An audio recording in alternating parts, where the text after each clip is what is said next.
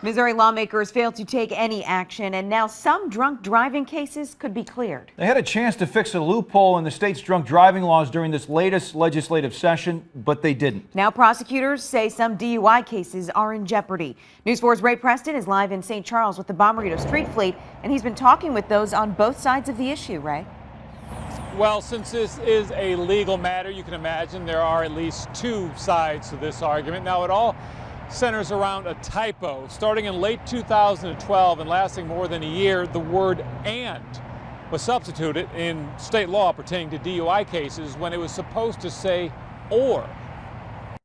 The law was supposed to say that breathalyzers should be calibrated at 1.0, 0.08, or 0.04, but instead said "and."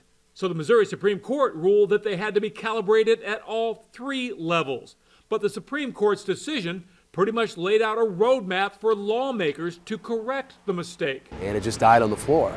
And, that happens with a lot of good legislation. The problem for us as prosecutors statewide is we get thousands of cases where people basically have gotten off on a technicality. It'd be like, like the speed limit on 270 is 55 today, at mile marker 219.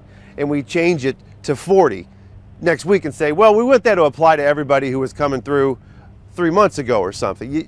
That doesn't rest well with anybody. Some attorneys don't believe the mistake can be corrected. It's my opinion that had the legislature tried to put a Band-Aid on it, and sometimes we call it an ex post facto law, after the fact come back and fix it, I don't know that any court would have upheld it. Prosecutors can get a conviction based on other evidence, such as erratic driving and a field sobriety test. But the breathalyzer is an important piece of evidence. We feel like the legislature really dropped the ball on this one. Now, Lomar says there's hope that Governor Nixon will call a special legislative session and that this is one of the issues that they will take up. We'll follow it and let you know what happens. Reporting live from St. Charles, Ray Preston, News 4.